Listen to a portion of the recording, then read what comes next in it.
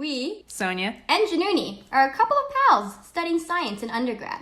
We are not professionals. Though every episode is meticulously researched, mistakes do happen. If you notice that anything, And we mean anything. we state is inaccurate, please let us know.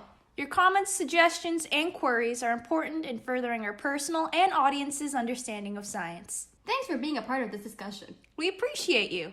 We really do. Bop, bop, beep, bop, bop. Hello, friends. Hello, everyone. Welcome back to another episode of Beaker Bros. I'm Sonia. I'm Januni, in case you haven't realized that by now. In case you guys didn't realize, we're called Beaker Bros because we drink out of beaker. Because we're bros. Speaking of that, though, so I was off topic really quick before we introduce today's topic. I was unpacking one of the boxes that I had all my stuff in. I had a beaker in that, or one of the beakers in that box. I threw in like a little thing of marshmallows into that box because like I didn't know where to put it at the time. It ended up knocking over the beaker. Oh. So my beaker is now broken. But hopefully yours is still intact. I will purchase one at some point again. So we're just Beaker Bro at this point. Yeah. Another Bros is beakerless.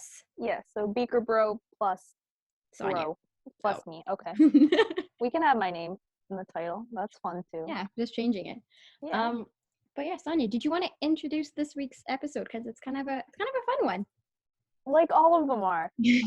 So for this episode, like Januni said, it's a fun and interesting one. In my spare time, I tutor little kiddos in the math and the sciences. And this week, I was asking them questions about just stuff that they're interested in about science. And they actually asked some pretty interesting questions that I didn't quite have the answer to in the moment that it was being asked. So we thought, hey, why not talk about them on this episode? And then hopefully at some point I can share it with them in case they're curious again. Yeah, I like that. I like the questions they asked too. It's very everyday occurrences kind of questions, but we don't really like stop to think about it. Or like when we do, it's just like we kind of accept it and we're like, okay, whatever. It is what it is. Yeah, especially some of them with a little bit of background knowledge in science. It's pretty intuitive to get an understanding of what it is. But at a surface level understanding, it's hard to, recognize why this phenomenon might be happening.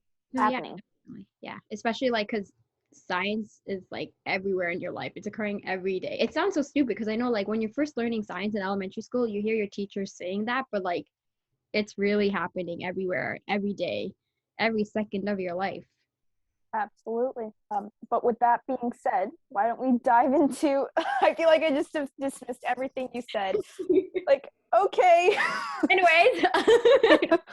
But not to dismiss what you said, let's dive into the first question that you have. Yes. So one of the first questions we got was, why do the sunsets or sunrises have different colors? Sonia, have you ever seen a sunset?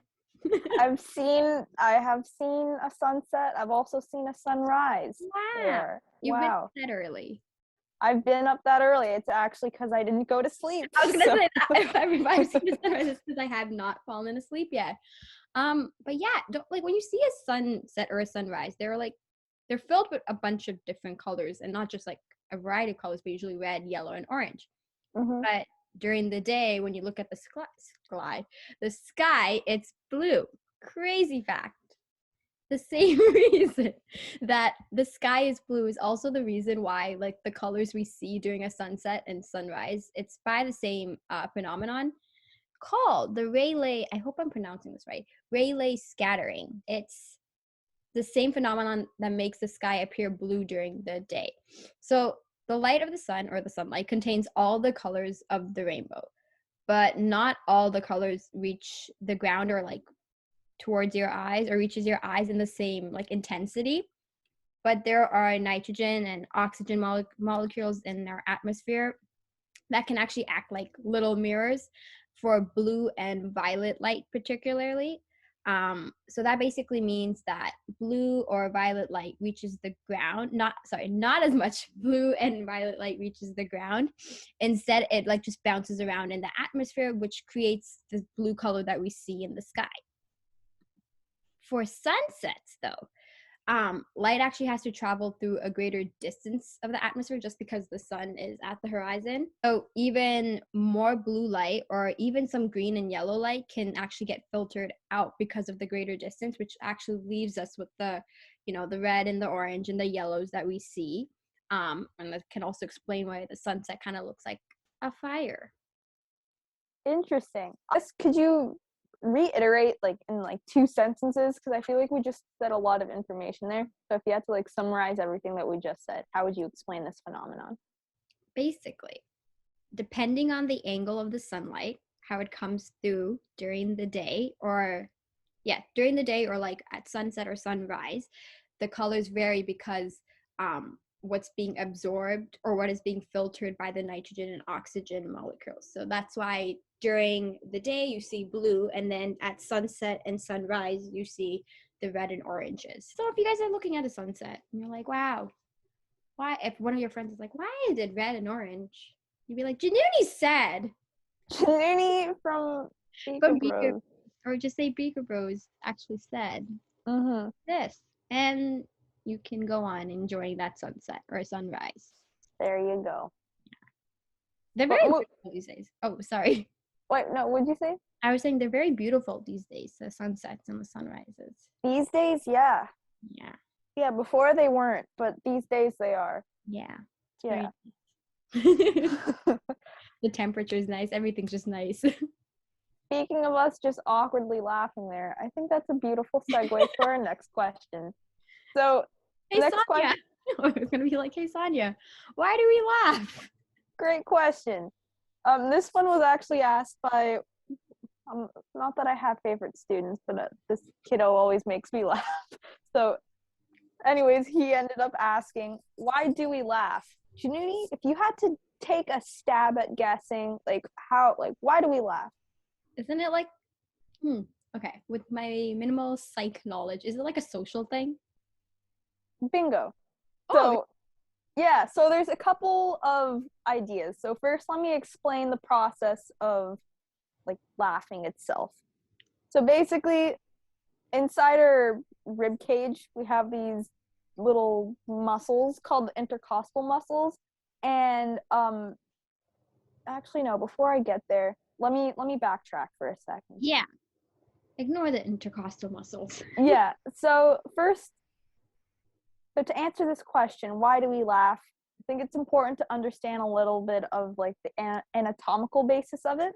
So actually, when we laugh, we use our entire body is pretty much involved with it. So our jaw, our brain, our torso, our lungs, and even our blood vessels are involved in this action to get the ha ha ha or the ho ho ho out. Everyone's laughing. Everyone's laughing. So when we start making that sound, our vocal cords start vibrating and we laugh harder and harder. And from laughing harder and harder and making that sound, we end up exhaling more rapidly. And because of this, our rib cage starts to contract, which can trigger like a sharp pain sometimes, depending on how hard you laugh, in the intercostal muscle, which is located within the rib cage. And the intercostal muscle, for a fun fact, is sometimes jokingly referred to as like that, or maybe not jokingly, but that feeling that you get is like, oh, it hurts to laugh, like my stomach hurts. It's not your stomach hurting, it's that feeling of like the intercostal muscle sort of like squeezing. So I shouldn't be saying my stomach, it hurts to laugh because of my stomach. It's like it hurts to laugh because of my intercostal muscles. Yeah, so you use, again, those intercostal muscles basically to bring air in and out of your lungs just by expanding and contracting your rib cage, which is the thing that sort of like facilitates that process. And again, just continuing with this idea, that ache that you feel in your stomach when you're laughing extremely hard is basically due to the rapid exercising of the diaphragm. So from like that squeezing feeling that you get from the intercostal muscles, you also get the diaphragm, which is right below the lungs, which is right above the stomach, by the way. So that's why it feels like it's hurting in your stomach, but it's not your stomach. It's more like the upper region. So should I say my intercostal muscles are hurting? Or should I say my diaphragm is hurting? It's more so your diaphragm, but your intercostal muscles are also involved in that process, because the harder you laugh, it's like it starts to like squeeze and expand more. Okay, so So then you could, yeah, that's why I didn't necessarily like yes. dismiss that idea yet. I Yeah. just want to get to the end of it. But anyway, but soon after those giggles turn into like a full-on like goth sound, the diaphragm tenses up, the rib cage contracts, and the muscles get like a pretty solid workout. So it again pushes the air out from the bottom of the lungs, which is why laughter is such a good way of aerobic exercise. I was reading this thing where like 100 laughs is equivalent to 10 minutes of rowing. I'm not like that rowing action where you like, Oh, you I know what think I it's mean. growing. I was like, oh, we're like growing taller or something. Okay, No, no. not growing, rowing. Like Um, using like yeah. the oars and the whatever, or that exercise machine. But anyways, going back to understanding why we laugh now that we know how we laugh. Mhm. Study of laughter is, it has a name to it, which I didn't realize. It's called gelotology. Gelotology. I'm not sure if I'm pronouncing that right, but I'll spell it out. Gelotol. I spelled that wrong. Wait, oh, I can't read. Gelotology. They all look like L's. Gelotology, yeah. Gelotology. Jello. I was like, Jello. Jello. Um, but yeah, that's the study of laughter. And going back to what Januni was saying before, it largely is a social thing.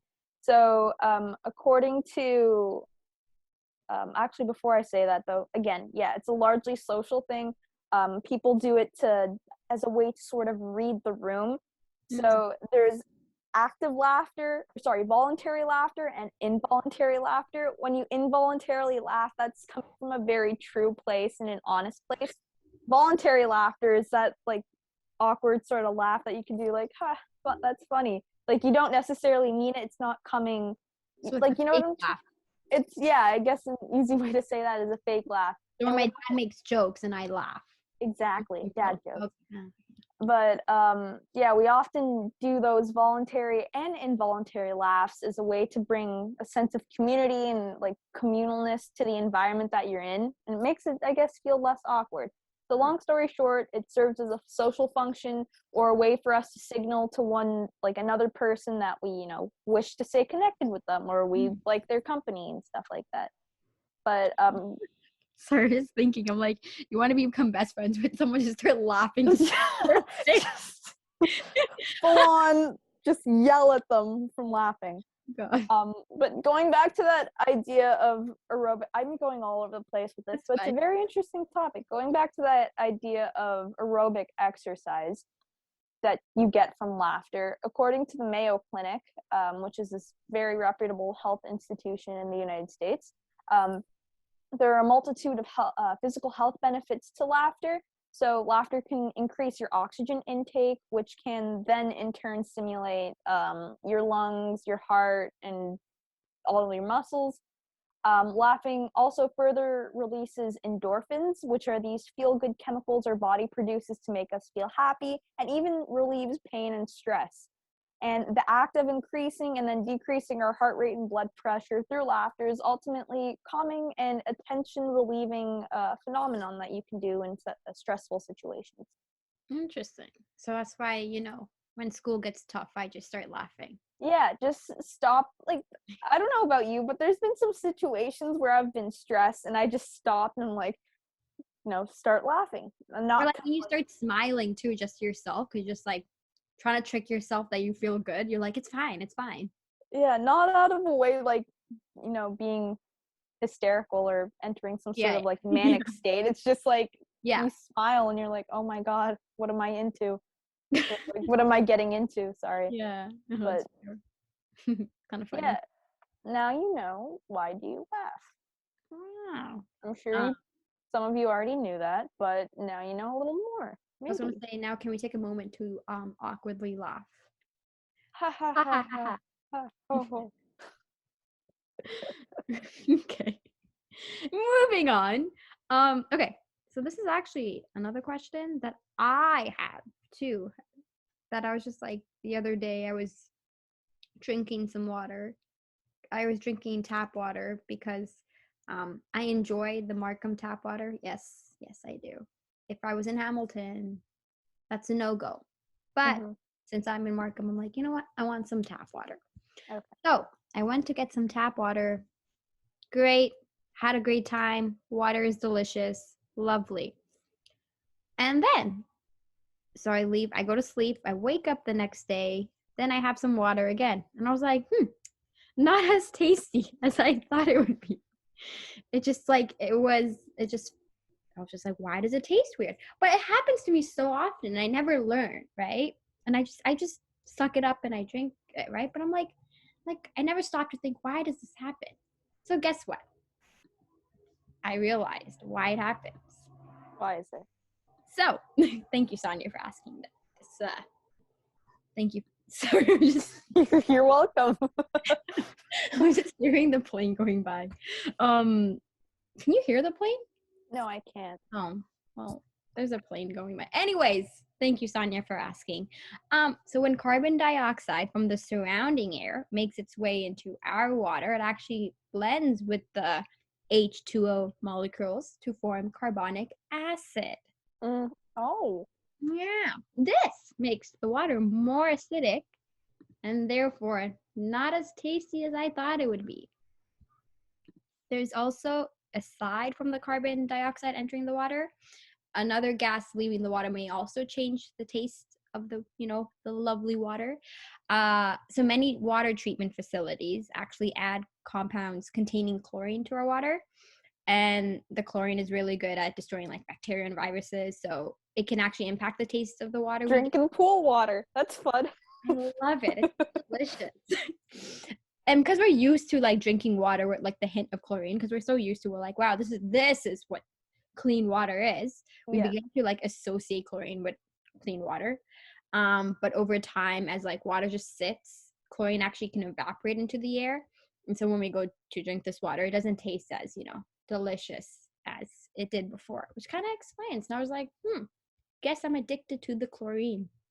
So, well, isn't hold on. Wait, so if the chlorine's evaporating, does that mean like whatever bacteria and stuff that's in the water is able to like grow?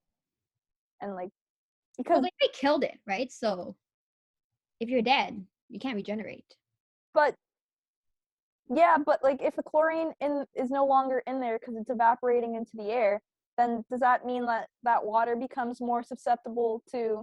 I guess over time, yeah. But I'm like also gonna say like leaving it out for one day, it's not gonna be gonna do much. Not gonna be like the bacteria, but like over time, let's say a week or 2 weeks, could be like, you got some extra friends in there.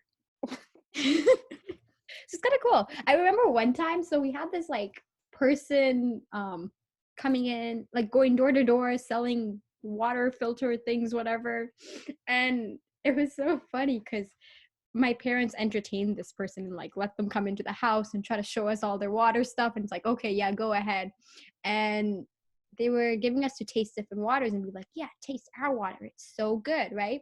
So they had took the tap water we had and lined it up with the different filters and just tap water and everything. So I had drank the tap water and then I drank their water. I was like, yeah, the tap water tastes way better. That tastes like trash.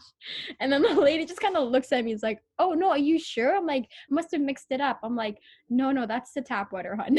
That's so funny how your parents entertained that whole thing. Like that was a whole event. It was lined up the water.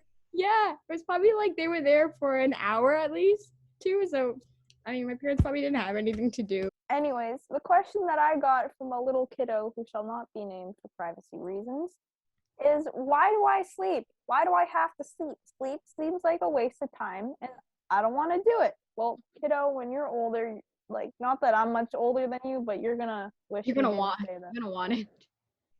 Daily naps, going to bed early, there's nothing better. Yeah, never getting out of bed. It's beautiful. Yeah. Anyways, so why do you sleep? It's an important question, and there's many facets involved with it. Januni, if you had to take a wild stab at guessing, it's kind of an intuitive question, but there's a lot of processes involved. Why do you sleep? Just for your body to like grow while you sleep, the brain to grow, the feet to grow. It's just so stupid. I mean, like, when you're younger, sleep's very important. Like, it helps you with the rejuvenation and the growing and the memory and all that kind of stuff. So there's an element of what you said, which is not wrong, but I'll go into a little bit more detail. So actually, within the brain, there are several structures involved with the sleeping. The sleeping, yes. The sleeping. I like it. I'm not going to go over them all because there's many brain structures and some of them I can't pronounce, but I'll go over the main ones. Hypothalamus. That's one of them.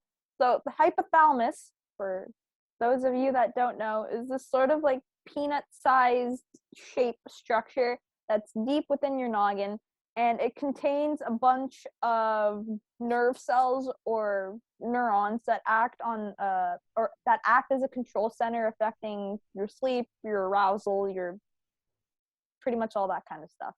And within the hypothalamus, there's another structure called I'm probably going to mispronounce this, but the suprachiasmatic chiasmic nucleus, the SCN. If you're curious, just look up SCN brain.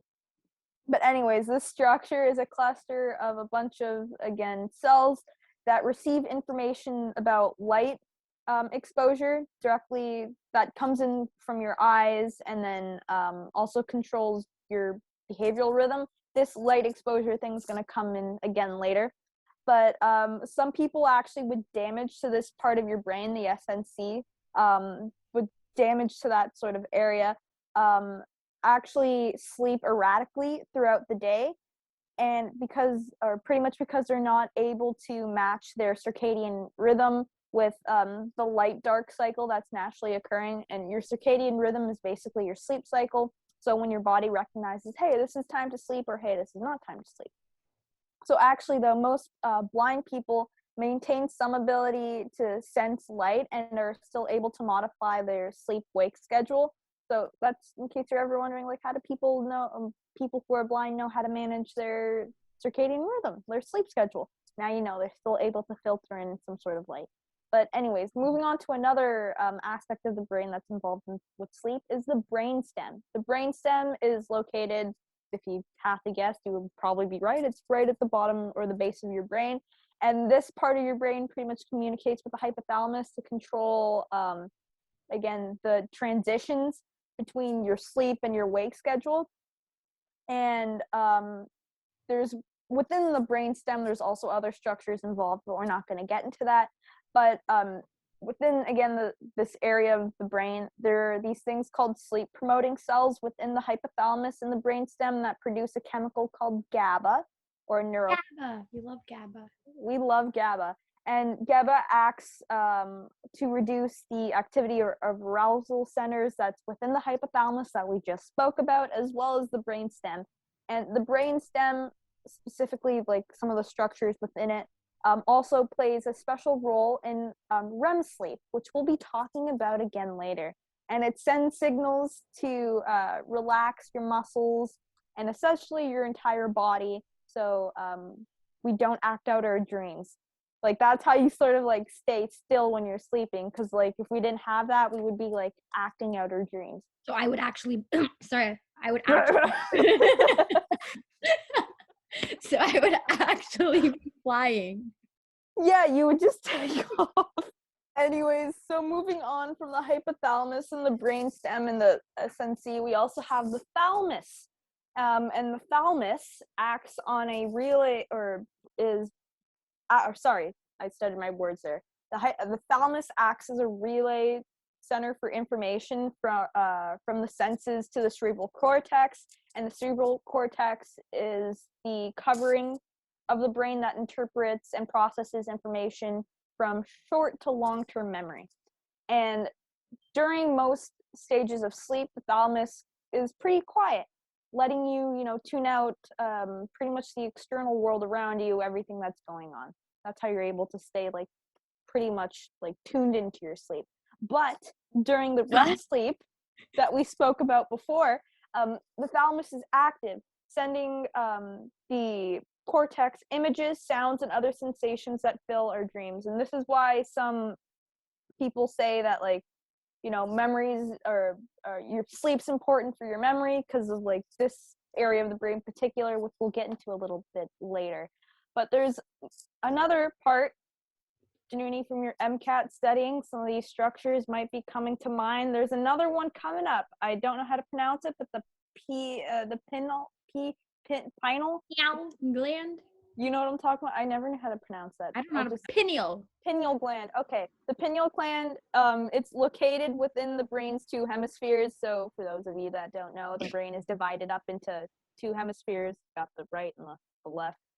But anyway, so the pineal gland receives signals from the SNC, which we talked about before, and increases the production of the hormone called melatonin. Some of you might know melatonin because you take it to fall asleep. Well, this is where that bad boy is produced. And melatonin helps to put you to sleep once the light goes out. Another fun fact here. So people who are blind or have lost their sight and cannot coordinate their natural wake or sleep cycle using natural light can stabilize their sleep patterns by taking small amounts of melatonin. Or in case you were curious, and if you're having trouble sleeping, if you ask your doctor, maybe take small I'm not going to give health, never mind, I'm not even going to say take something, I don't want it to be misinterpreted. Ask your doctor if you're having trouble sleeping. Those are pretty. Sorry? I was going to say with melatonin, like even if you take it, do you just sleep for the rest of the night, or are there still chances of you waking up in the middle of the night? I don't know if you personally have taken it, so that's I've never taken melatonin before, no. So I personally don't know. I just know it's supposed to help with your sleep. Okay, I've never taken it either, but just curious. Yeah. I'm going to say one more structure. Yes. There's so many, but I'm going to say one more. There's also the amygdala. I love that. The amygdala. It's this little almond-shaped structure, this little doodad, and it's involved with nuts in our head. We got peanuts. Yeah, we got a peanut, an almond. Yeah. But anyways, this little dude is involved with processing emotions and becomes heavily active during our REM sleep. So just like the structure we spoke about previously, that is also involved in our REM sleep. Now, I've said REM so many times, REM sleep. Let's talk about the sleep stages here, okay? So we got 4 stages, or technically there's 2 main periods of sleep. You got your non-REM and your REM sleep.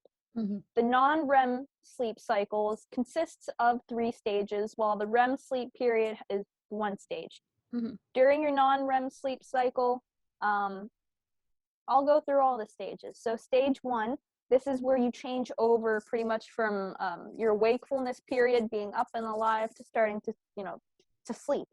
And this is a pretty short period of time. It lasts, about several minutes of active or relatively light sleep. And this is where your heartbeat, your breathing, and your eye movements start to slow down, and all those muscles start to relax. Will occasionally twitch, but that's just because you're starting to relax and all that kind of stuff. So you move into stage 2 of your non-REM sleep, and this again is another period of light sleep, but you fall deeper and deeper into sleep, and your heartbeat starts to slow down, your breathing starts again to slow down even further. Pretty much everything slows down even further. Stage 3 of non-REM sleep. This is where you're in that deep sleep period that you need pretty much every time you fall asleep at night to feel refreshed in the morning. It occurs longer than periods, and which pretty much your longest, one of your longer periods of sleep that occurs in the first half of your night. And again, your heartbeat and your breathing slow down to their lowest levels during this period of sleep. And again, your muscles are relaxed, and it's pretty difficult to wake you up. So if you say that you're a light sleeper, you're most likely in that stage 1, stage 2 period, and not really getting into that stage 3 period of your sleep. The final stage of sleep, arguably one of the most important, not to minimize any of the other sleep stages, but this one's an interesting one. There's a lot of exciting research emerging in this period of sleep. It's called your REM sleep. And this REM sleep pretty much first occurs about 90 minutes after you fall asleep.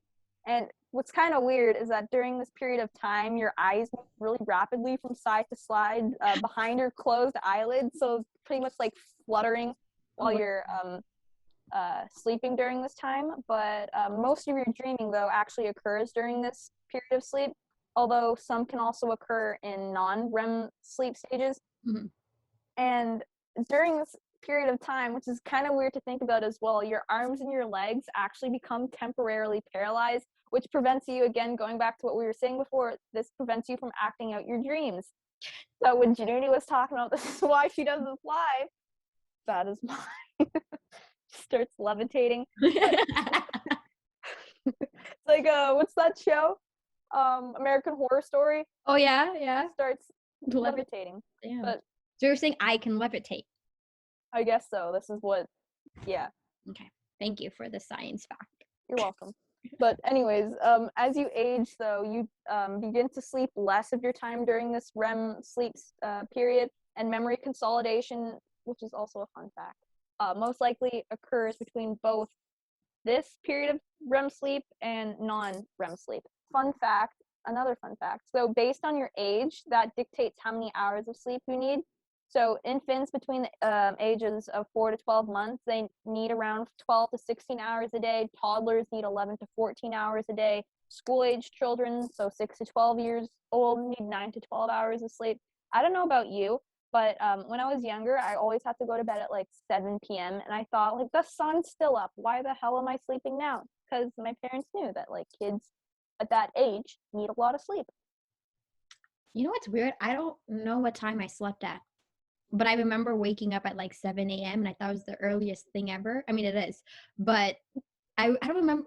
I don't know what time I slept at, to be honest, because I would stay up reading books and my parents would come into my room. Nerd. Sorry, continue. They would come in and be like, "You're still up?" But I felt so tired. But I don't think it would have been that like late because I felt like 2 a.m. But it was probably like 9 p.m. for me or something. So you are chronically sleep deprived. Yeah. But there's also the time I feel like it was late too because there's this show called Ants in the Pants that came at 12 a.m. on Treehouse. Yeah. I would watch it quite often, so I knew I was up until midnight. Well, that's about it. Thanks for sharing that, Januni. You're welcome. Anyways, so yeah, but as an adult, so 18 to 60 years old, you need about 7 or more hours of sleep. I think I like how many hours do infants get? 12 to 16. I think I need that. Make up for the sleep that you lost watching Ants in Your Pants as a child. Yes. But yeah, if you guys have not fallen asleep yet, you have reached the end of this episode. Congratulations. Woohoo. You win the knowledge that you've gained from listening. Yes. Well, thank you guys for sticking around. As usual, until next time. Toodaloo.